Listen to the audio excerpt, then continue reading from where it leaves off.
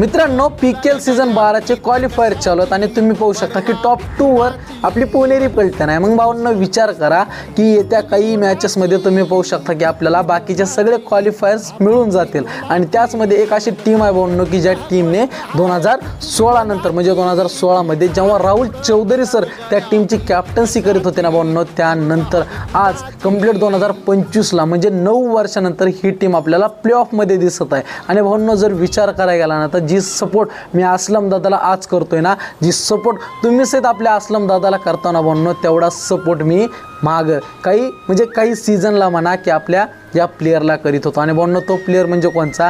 Rahul Chaudhari sir. जर भावांनो आज पण तो प्लेयर इथं ग्राउंडवर असताना खेळत जरी असताना तरी पण मी असलम दादा एवढा सपोर्ट या प्लेयरला केला असता, कारण राहुल चौधरी सरांचा नाद नाही भावांनो। आणि विचार करायला गेलं तर 2016 नंतर 2025 ला म्हणजे कंप्लीट 9 वर्षानंतर ही टीम आपल्याला